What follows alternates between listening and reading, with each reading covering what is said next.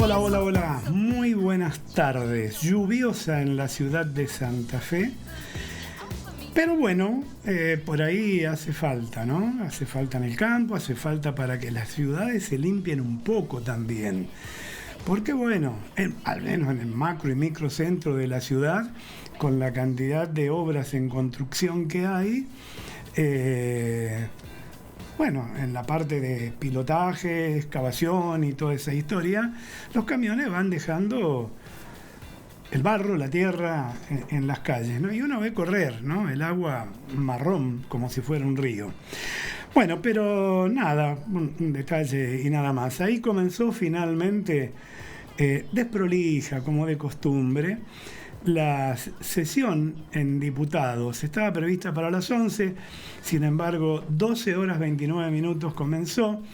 Y arrancaron todos, ¿no? Con las chicanas, sobre todo aquellos que tienen experiencia legislativa, parlamentaria, por decirlo mejor, con las chicanas, ¿no? Estas cuestiones de privilegio, pide una cuestión de privilegio. O sea, lo que se va a tratar en diputados es la ley de bases, fundamentalmente. Algo que acordaron, por otra parte, en la reunión parlamentaria que se hace generalmente antes de, con los presidentes de bloque, acordando, bueno, ¿cómo vamos a hacerlo? Vamos a hacerlo de tal o cual manera. Más sin embargo, cuando el presidente, y esto es un poco por reglamento, tiene que leer la orden del día, ahí empiezan, cuestión de privilegio. ¿Y quién arrancó en punta? Arrancó Germán Martínez, el presidente del bloque kirchnerista, Unión por la Patria y todo esto. La verdad que me da vergüenza, o no les da vergüenza decir Unión por la Patria. En todo caso podrían decir Desunión por la Patria, porque cuando no gobiernan, el kirchnerismo, ya el peronismo lamentablemente, el kirchnerismo se lo fagocitó, ¿no? Quedan algunos hombres ya grandes de esa ideología y de esa forma de pensar que instituyera oportunamente el general Perón, pero ahora es otra historia, es otra historia. Bueno, y ahí empezaron todos, cuestión de privilegio, ya veníamos diciendo, el viernes lo dijimos, que conforme lo que se había tratado y conforme lo que hoy empezó a tratarse, esto iba a durar no solamente todo el día de hoy. Para colmo, estimaron y acordaron que no haya cuarto intermedio, lo cual me parece una barbaridad, ¿no? Porque o alguien se va a perder parte del debate, o en definitiva va a ser un debate desprolijo, porque en algún momento el ser humano tiene que descansar para tener la mente lúcida, para poder opinar, sobre todo porque estamos hablando, ya no es la ley ómnibus de entonces, sino que en definitiva se trata de esto que comprimieron de alguna manera tras casi un mes de negociaciones entre el gobierno y los distintos sectores, los más dialoguistas, los menos dialoguistas y demás. Pero, a ver, el Poder Legislativo, conforme está establecido en la Constitución Nacional, independientemente del Ejecutivo y del Judicial, tiene por mandato constitucional la obligación de generar leyes o aprobar leyes que el propio Poder Ejecutivo les traslada. Y esto es sumando sus propias ideas desde el punto de vista, desde el lugar donde ideológicamente los sectores minoritarios o no oficialistas se paran, pero con el ánimo de construir, no de destruir. Bueno, se ha instalado ya desde hace mucho tiempo la famosa grieta también en el Poder Legislativo, tanto sea en la Cámara Baja como en la Cámara Alta. Y entonces la historia es, no sé de lo que se trata, pero me opongo, vamos a ponerle palos en la rueda. Miren, habían acordado algo y sin embargo, ¿qué hicieron sobre el final? Sobre el final dijeron, o sobre tablas, pido una moción de privilegio. No es lo que acordamos. Y ahí empiezan a la chicana, ¿no? Como la que estaba proponiendo precisamente Martínez, el jefe de bloque de Unión por la Patria. Y después Miriam Bregman, que también es una chicana para alargar el tema. Una sesión que por el tema a tratar, por la cantidad de artículos que hay para tratar, por la cantidad de secciones y de ítems que hay que tratar, ya le anticipamos, seguramente esto va a ser todo el día lunes, va a arrancar sobre el día martes y es muy probable que termine en la madrugada del día miércoles. Digo, es maratónico eso. Y después se toman el descanso, ¿no? Bueno, lo cierto es que si no hubiesen puesto palos en la rueda, en el Senado también, y de pronto esto que se va a votar, que en definitiva se apruebe lo que se termine aprobando, tendrá apenas una media sanción y después va a pasar al Senado. Y en el Senado, obviamente, como acá, pero en el Senado peor aún, el oficialismo tiene una minoría que no mueve ningún tipo de amperímetro. Y ahí están todos con los tapones de punta, esperando que llegue, ¿no? Para ver de qué manera lo destruyen. Porque la idea es esta, no es construir, es destruir, ¿no? El caso de Bregman, por ejemplo, cuando arranca. Yo me pregunto, ¿para qué amontonan tanta cantidad de militantes arriados a la plaza? Por suerte el protocolo, por suerte para los porteños, ¿no? Que laburan, el protocolo antipiquete se está cumpliendo, pero también a un alto costo, porque una enorme cantidad de policías de la ciudad, gendarmes, apostado por cualquier eventualidad de que esto se espiralice hacia una cosa agresiva. Eso tiene, además de un costo alto, el problema de que están donde no deberían estar, porque las fuerzas de seguridad están para eso, para brindar seguridad, pero no seguridad ante los provocadores, sino seguridad ante el delito, ante la delincuencia, que no cesa, ¿no? Esto lo sabemos nosotros. Bueno, lo cierto es que la izquierda, organizaciones sociales, piqueteras, protestan frente al Congreso, y yo digo, ¿para qué eligieron a Bregman, a Del Caño y compañía? ¿Para qué los eligen? Si los eligen para representarlos en el Congreso. Apenas un 2%, no alcanzaba, arañaron un 2% en las elecciones, lo voy a seguir repitiendo, pero no sé de lo que se trata, pero en cualquier marcha ya voy a estar para oponerme a lo que sea, cualquiera sea el gobierno. Porque ese es el negocio. ¿Quién sustenta eso? ¿Quién subsidia esa movilización? Seguramente Bregman y Del Caño de sus bolsillos de diputados, no. Y los engañan, porque ellos siguen cobrando un buen sueldo, siguen teniendo sus asesores amigos, siguen de alguna manera currando de uno u otro lado para mantener alerta esto con el famoso verso. Muchachos, el muro de Berlín cayó hace 2000 años, todo cambió, el mundo es distinto. Entonces, dedíquense a laburar como corresponde, que para eso el pueblo les paga el sueldo. Aquellos que los eligieron también, no para entorpecer. Bueno, diputados ahora está sesionando el debate de la nueva ley de bases y puntos de partida, y esto es apenas a casi menos de un mes, ¿no? A 25, 26 días del famoso Pacto de Mayo que propuso el presidente de la República y que todos dicen está asegurado. Bueno, vamos a verlo, ¿no? La sesión se va a extender, como dije, durante mucho tiempo y la votación en general está garantizada en un piso de 135, 140 diputados que dijeron vamos a darle la ley al Ejecutivo para que empiece a gobernar. No va a superar jamás un techo de 150 diputados. Bueno, en la votación en particular hay artículos que yo digo, están colgados de un hilo o están tomados con alfileres. Por eso, ¿qué proponían de entrada? A pesar de que habían pactado en labor parlamentaria otra cuestión, dijeron, chicana, ¿no? No, queremos votar artículo por artículo. Miren, yo les digo que hay 240 artículos, hay 162 páginas que van a ser desmenuzados en el recinto.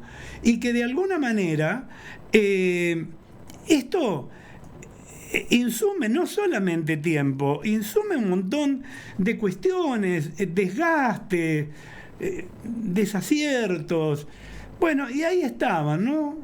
Arrancando recién ahora, donde quien debiera haber iniciado la sesión es el presidente precisamente de la comisión pertinente, que es José Luis Esper, y sin embargo con el tema de la cuestión de privilegio todo se fue yendo de un lado para otro.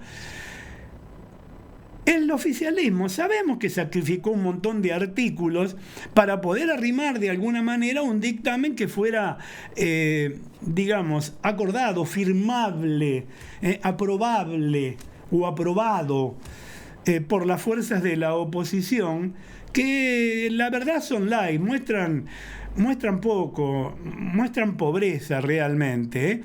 Pero miren, por ejemplo, se eliminó el artículo sobre la desregulación económica, quitó el capítulo entero de la defensa de la competencia, redujo a 4 las declaraciones de emergencia y achicó los decretos de los famosos DN1, ¿no es cierto? Y achicó a apenas 8 la lista de empresas sujetas a privatizaciones. Algo que no entienden, que nos dan pérdida. Empresas que están en manos del Estado conducidas con gente que no está capacitada para conducirla y que además han sido realmente una bolsa de empleo militante. Lo sabemos, está demostrado, ¿o no? Bueno, lo cierto es que además amplió la lista de organismos del Estado a salvo de cualquier intento de disolución y suprimió el capítulo sobre la consolidación de títulos del Fondo de Garantía de Sustentabilidad de la ANSES que habilitaba la venta de acciones. Acá estaría un poco de acuerdo con ese tema. Es largo de explicarlo, pero bueno, ya lo vamos a hacer en algún momento. Como les dije, quedaron 240 artículos, ¿no?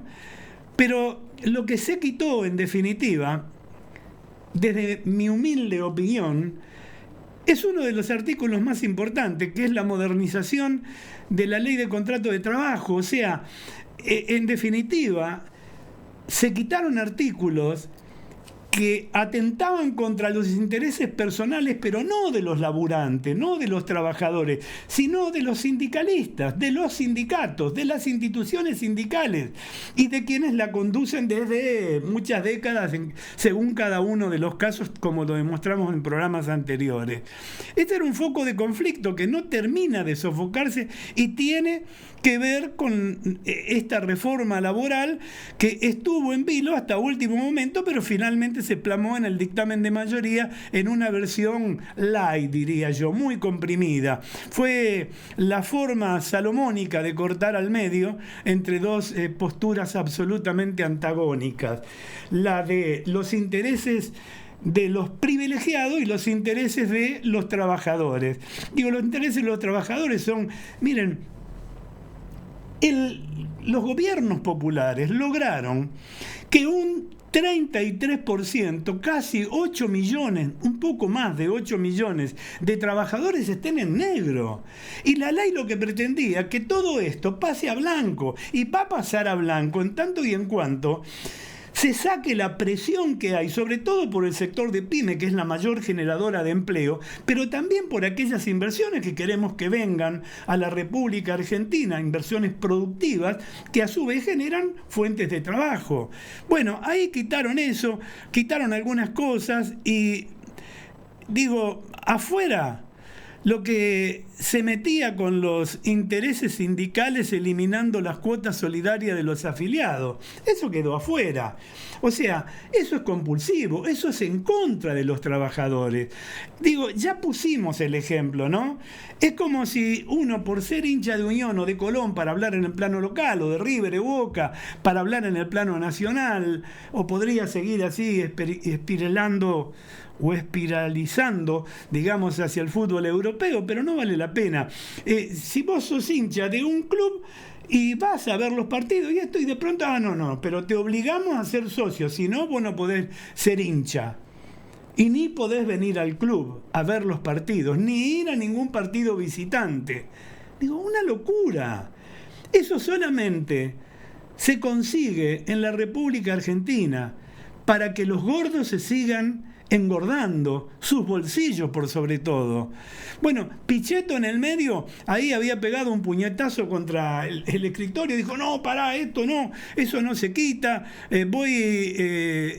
amenazó con no votar como presidente de ese rejunte, que es otro bloque distinto, que tiene Pichetto, ahí Lilita Carrió dijo que su gente, sus diputados, después de esto se van a separar, van a hacer otro bloque.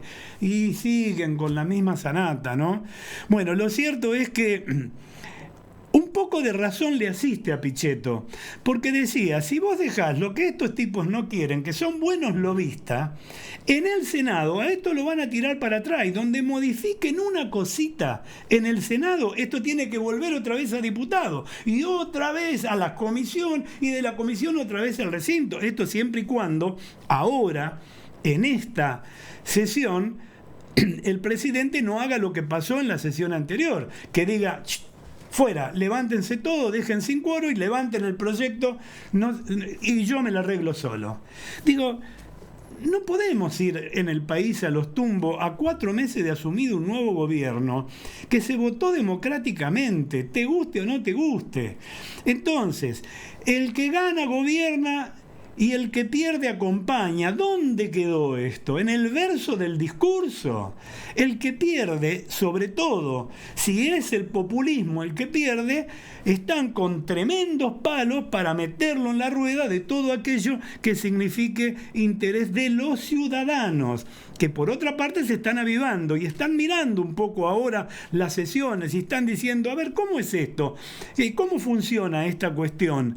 ¿Quién es el que votó tal o cual cosa? ¿Por qué votaron tal o cual cosa? Bueno, al final se incluyó una versión comprimida de la reforma circunscrita básicamente a la derogación de multas por registración, ampliación del periodo de prueba y la implementación del fondo de cese laboral, que es optativo como alternativa de las indemnizaciones. Bueno, y ahí, ¿no? Diputados de la UCR y del sector de Pichetto, que no están convencidos de las bondades del régimen de incentivo de las grandes inversiones de la ley de base, podrían votar en contra o proponer cambios en el recinto que de alguna manera veríamos qué es lo que pueda llegar a suceder. En definitiva, ¿qué terminó acordándose? Vamos a aprobar por ítem, no por artículo, no artículo por artículo, sino tema por tema. Bueno, lo cierto es que podrán votar en contra o proponer cambios en el recinto para favorecer a inversiones menores de $200 millones que el Poder Ejecutivo puso como piso para acceder a los beneficios. Vale decir, de alguna manera el gobierno dijo que vengan las inversiones más superiores a $200 millones para que no haya currito, digamos,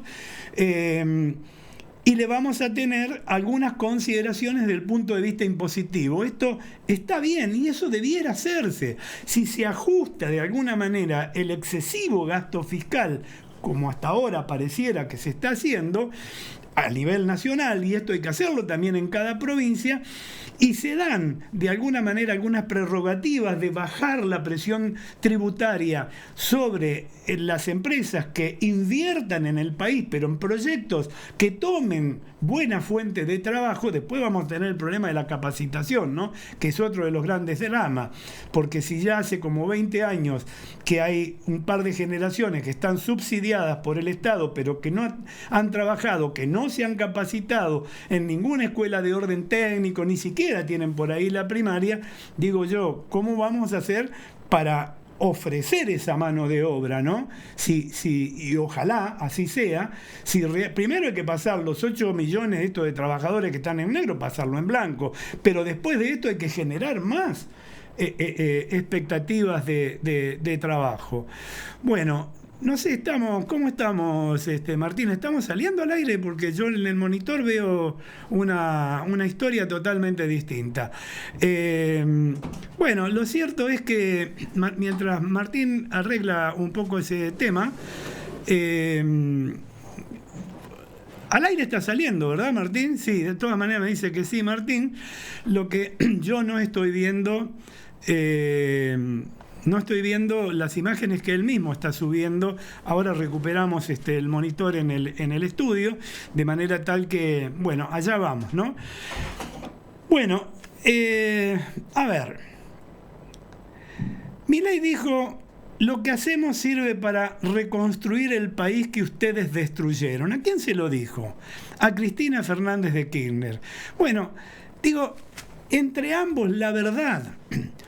Una 2 veces presidente de la República, varias veces diputada, senadora y demás. Ahí la vemos junto a Mayra Mendoza en Quilmes, en el acto que se hizo el sábado. Un acto deslucido para lo que es Cristina. Un acto que no tuvo la repercusión, digamos, en los medios, sobre todo en los medios más importantes, aún aquellos medios afines, que otrora Cristina generaba. O sea, vos antes, aquí mismo, en este mismo programa, nosotros hablábamos de Cristina, o poníamos una fotito de Cristina y se disparaba todo como loco. Bueno, ya no está pasando. Además, usó un lenguaje realmente no es digno de una ex mandataria, ex vicepresidente, presidente del Senado, varias veces, como dije, senadora o diputada. Digo, un lenguaje que tampoco es acorde a una mujer. O sea que se la supone que los hombres somos más groseros, no todos, pero digo, en una mujer, por ahí una mala palabra, exacerbada. Y la verdad que me parece que quita credibilidad. A mí me parece que el acto que organizó Mayra Mendoza para organizar un complejo polideportivo con el nombre de Néstor Kirchner, lo dijimos el viernes, ¿no? Que el sábado ella había dicho que iba a estar presente, bueno, con militancia arriada y con los de siempre, los Baradel y todo esto, los aplaudidores de siempre en las 3 primeras filas, aquellos que creen todavía que pueden llegar a recuperar algo de lo que han perdido. Y lo que han perdido son las cajas. Es la billulla. Entonces, a mí me parece que lo que hizo es un gran favor a Milei. Al criticar inclusive el tema de la inflación, al criticar el tema del estancamiento desde el punto de vista de la reactivación económica, etcétera, etcétera. O sea, Cristina no tiene cara. O sea, Cristina le habla siempre a su grupo. Y creyendo y hasta subestimándolo, porque su grupo de seguidores también empezaron a darse cuenta que había mucho de relato y mucho de verso.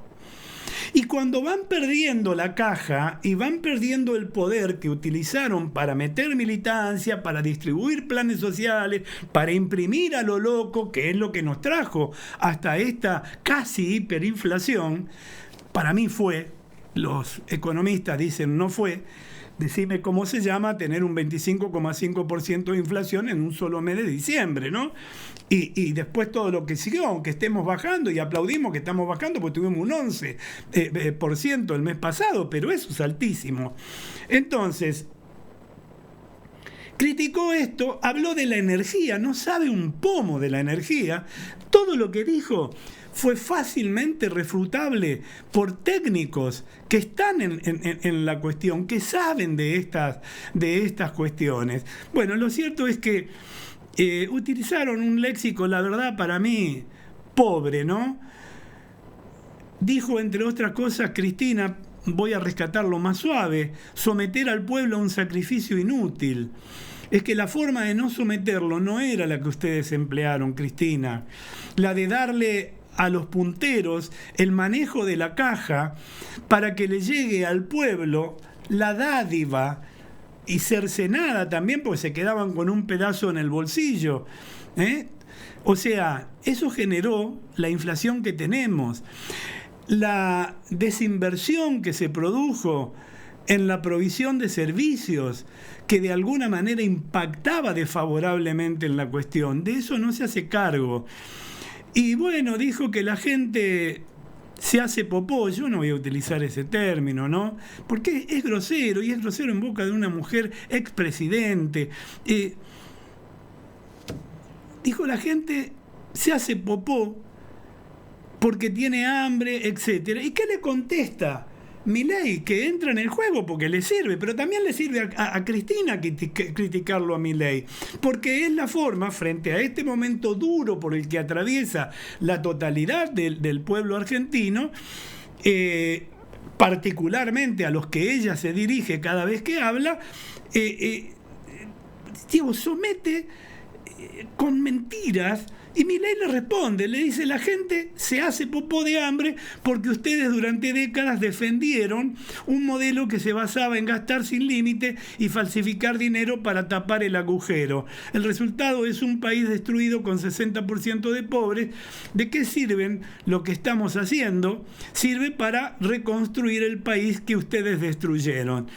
Bueno, y explicó después que este milagro económico ha sido lograr superávit financiero trimestral luego de casi 20 años habiendo recibido la herencia que recibimos. Responde a lo que suelen afirmar los que quieren el fracaso de este gobierno, en enorme medida a los que durante la campaña llamamos motosierra, y no, como dicen algunos, a la licuación del gasto público, método que históricamente se ha utilizado en nuestro país. Bueno, en el acto, acompañada, como veíamos recién, Cristina Fernández de Kirchner por Mayra Mendoza, y cuestionó obviamente el modelo de Milei al considerar que el pueblo está siendo sometido a un inútil sacrificio.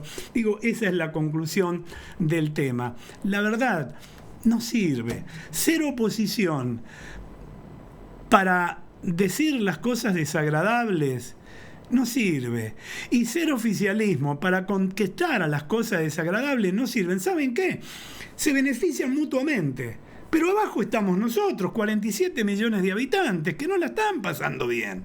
Entonces Cristina tendría que subir y en vez de ampliar la grieta o intentar ampliar la grieta, de generar enemistades, de criticar, olvidándose que es la verdadera responsable de lo que ha llegado hasta este momento, digo, no suma. Sumaría si dijeran, yo no estoy muy de acuerdo con esto, pero sin embargo vamos a acompañar por esto, pero veremos, iremos mirando, y en tal caso, si esto se desvía, entonces volveremos nosotros. Nada. O sea, ¿saben qué? Quieren el poder pura y exclusivamente para afanar. Cristina tuvo que sacarse el Rolex presidente que usa, que vale 200 y pico de mil dólares, porque es el que tiene diamantitos al costado, no es el Rolex presidente más baratito que vale 50 mil dólares y nada más, para poder ir ahí, para que los escucharan los hambreados a los que nunca les resolvió el problema, ¿no? O sea, de verdad, no suma para nada. Bueno, hubieron algunos casos en Rosario el sábado por la noche, la quema de 13 vehículos con bombas incendiarias. Yo no le quiero llamar molotov porque me suena a guerrilla, y en ese caso en particular, a eso se sumó el que anoche tirotearon a un taxi. Había 3 pasajeros que fueron heridos, uno de ellos de gravedad, en horas de la noche. Siguen siendo los sicarios los que de alguna manera tratan de amedrentar, porque aparecieron también algunos pasacalles colgados en distintos lugares de Rosario, con amenazas para la ministra de Seguridad Patricia Bullrich, para el gobernador de la provincia de Santa Fe Maximiliano Puyaro, para el ministro de Seguridad y Justicia de nuestra provincia, Pablo Coccioni. Y bueno, por estos hechos, 3 personas, como dije, fueron detenidas también durante la madrugada de este sábado que pasó. Habrá que ver, después no se supo más nada, pero anoche, bueno, reitero, los sicarios estuvieron tiroteando a un taxi. Es meter terror, ¿no? Y sospechan que todo esto es una respuesta a la decisión del juez federal de Morón, Jorge Rodríguez, de extremar el aislamiento del jefe narco Ariel Guille Cantero y de su sobrino Uriel Cantero, ya que se descubrió que desde ahí triangulaban llamadas desde el teléfono oficial de la cárcel de Marcos Paz. O sea, de esto incluso yo voy a hablarles en mi editorial de hoy. Porque miren, ahí los vemos, ¿no? En las imágenes, amigos de FM, que nos siguen a través de FM 107.3. Bueno, podrán verla, ¿no? En los videos que se suben después en las distintas plataformas que tiene REC Santa Fe. Ahí están las imágenes de los 3 detenidos de la madrugada del sábado, como una de ellas es mujer, a la que se los encontró en el medio de un operativo con restos de hollín y gasolina en un auto, en un Clio creo que era, que andaba circulando por la ciudad. Bueno, veremos qué es lo que pasa, pero quiero ir a mi editorial de hoy, porque miren, ¿por qué puse como título "Si otros pudieron, nosotros también"? Porque esa posibilidad existe. Miren, nuestra escuela ha dejado de ser escuela modelo para ser imitada como alguna vez, como lo había sido además por muchas décadas desde fines del siglo XIX. Las naciones que avanzan y reducen la pobreza mejorando al mismo tiempo la equidad en la distribución del ingreso, lo hacen siempre fortaleciendo la acumulación de capital humano, calificando, gracias a eficaces sistemas educativos, con igualdad de oportunidades para todos, cualquiera sea el nivel socioeconómico de sus familias. Y esto termina con la violencia, y esto nos lleva a nivelar hacia arriba. Se necesita un horizonte de futuro. Miren, leí una vez que para hacer referencia al periodo de tiempo hacia el cual se proyectan las expectativas, los planes, las visiones de una persona, de una organización, de una entidad, de una sociedad toda, suele utilizar el concepto de horizonte de futuro.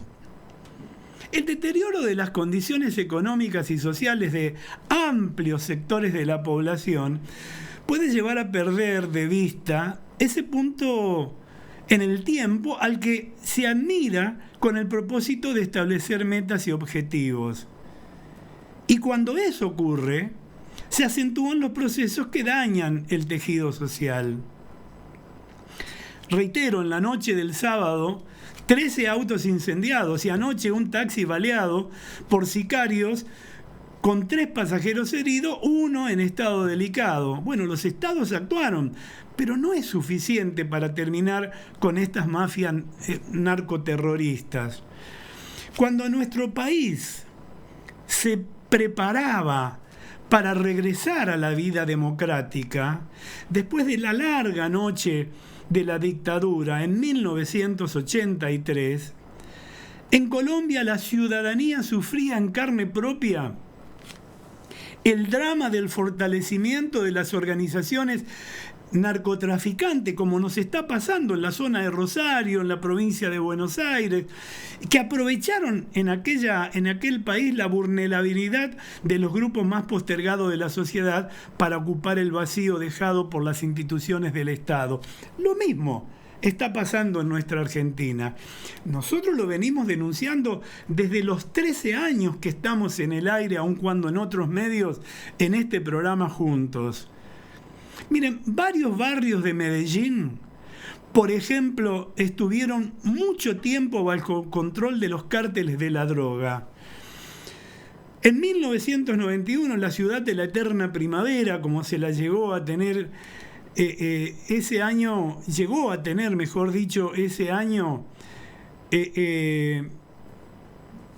una tasa de casi 400 homicidios por cada 100.000 habitantes, lo que ubicaba a esta ciudad de la eterna primavera en lo más alto del ranking mundial de ciudades más inseguras. Y 2 años después, en 1993, tras la muerte del fundador y máximo líder del cártel de Medellín, el temido Pablo Escobar Gaviria, las autoridades pusieron en marcha un ambicioso plan de políticas públicas, porque no solo es repeler, es ir a destruir, sino también es construir para que la sociedad no sea presa de estas mafias. Y allí en Colombia comprendieron que la mejor forma de sanar un tejido social dañado por los narcos era poniendo en marcha una estrategia para desarticular a esas organizaciones criminales y al mismo tiempo devolvería a miles de jóvenes de familias vulnerables. Les devolvería que el horizonte de futuro, que la violencia les había quitado a varias generaciones de colombianos que se habían acostumbrado a convivir con los asesinatos, con los secuestros y todo tipo de delito.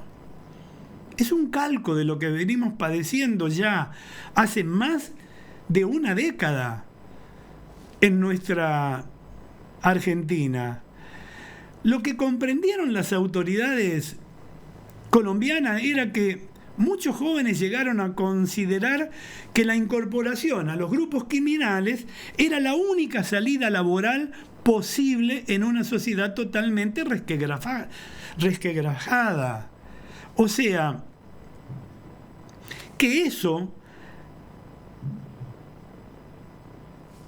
había que cambiarlo de alguna manera de raíz. No con promesas vacías, sino con políticas públicas. Y a ese camino es el que debemos transitar en la República Argentina, en cada uno de los estados. Miren, fue así como el Estado colombiano destinó importantes recursos para mejorar la infraestructura en los barrios de las ciudades con mayor índice de criminalidad. En el caso de Medellín, que ese era el centro de la corrupción y del terror infringido por el narcotráfico, se realizaron importantes inversiones en infraestructura y desarrollo urbano. Con fondos públicos se construyeron sistemas de transporte modernos, como el Metrocable que estamos viendo y el metro, que mejoraron la movilidad y la accesibilidad en áreas marginadas de la ciudad. También se pusieron en marcha programas de inclusión social con la apertura de centros educativos, culturales y deportivos dirigidos a reducir la desigualdad y mejorar las condiciones de vida de los habitantes de los barrios más vulnerables. Y bueno, así fue como se impulsaron proyectos de vivienda, educación, empleo, para promover la inclusión y reducir la pobreza. El resultado de todo ese esfuerzo fue una fuerte baja de la tasa de homicidios y el reposicionamiento de la ciudad como un destino turístico destacado en América Latina. Miren, solo en lo que va de este año, estaba leyendo, Medellín lleva registrado un incremento de un 57% con respecto al año pasado de reservaciones de hoteles para turistas extranjeros. O sea, impacta en todo, impacta en la economía. Hoy la economía se la llevan los narcos. La economía tiene que ser para el pueblo. Atacar realmente donde más le duele también a los narcos, que es quitándole esta posibilidad de tener allí un mercado cautivo para la captación de jóvenes que primero los enloquecen con el paco y después los mandan a distribuir la droga y o por ahí de pronto también a empuñar un arma en contra de sus propios conciudadanos. Mire, en la cena anual de la Fundación Libertad, que se llevó a cabo días atrás en la Ciudad Autónoma de Buenos Aires, el presidente de Uruguay, Luis Lacalle Pou, sorprendió a más de uno con sus discursos cargados de racionalidad y moderación, que contrastó con el ideario libertario que hoy parece estar de moda en la República Argentina. Dijo, y lo voy a citar, Lacalle Pou: se necesita un Estado fuerte para gozar de la libertad. Es difícil si se vive en un rancho sin acceso a la salud y a la educación. En Uruguay le decimos hacer piecito. Eso es cuando uno era bajo de estatura y no podía saltar el muro, le hacían piecito. Nosotros le llamamos a suliviarlo o alivianarlos. Tenemos que tener, dijo Lacalle Pou, un Estado fuerte para que el individuo pueda gozar de la libertad. Bueno, es cierto que Lacalle Pou ya está en campaña por las elecciones en Uruguay que se van a celebrar pronto. Sus reflexiones vienen bien, pero vienen bien para pensar cómo se deberían resolver los problemas estructurales de nuestro país, que todavía tiene pendiente debates serios sobre el rol y el tamaño del Estado, sobre el cual debería ser el alcance y la magnitud de una intervención estatal en la vida de los ciudadanos, sin perder jamás de vista que en cualquier sociedad nunca debería faltar un horizonte de futuro, porque si no hay esperanzas, entonces ganan las mafias. Y eso es lo que los gobiernos, no solamente el gobierno nacional, los gobiernos provinciales, los gobiernos municipales, tienen que trasladar, pero con hechos, a la ciudadanía argentina. Sin una buena escuela para todos, la justicia no existe. Es posible superar la actual situación educativa crítica de nuestro país, pero para ello tendremos que comenzar un proceso que habrá de proyectarse por más de una generación, para recuperar la igualdad necesaria entre los ciudadanos argentinos. Y sin educación es muy poco probable que eso suceda, aunque vengan inversiones, aunque se generen fuentes de trabajo, porque va a haber que importar mano de obra. Y sería ya una barbaridad eso. El futuro de nuestra nación depende críticamente de nuestra educación. Por estar precisamente nosotros necesitando sin demoras un sistema educativo que cumpla dos objetivos. Primero, calidad educativa. Fuera los baradeles, fuera toda esa dirigencia gremial que solo hacen poner palos en la rueda. Y además el caldo gordo para aquellos que no quieren un ciudadano educado, un ciudadano con capacidad. Todo lo contrario, quieren el paco, quieren la droga y quieren cerrar los colegios, como ya lo vimos, como ya pasó. Digo, la calidad educativa e igualdad de oportunidades para todos los niños, más allá del nivel socioeconómico de sus familias. Y finalmente, amigos, debemos quebrar la reproducción intergeneracional de la pobreza que agobia a nuestra nación. Pero ¿saben qué? Eso es ahora.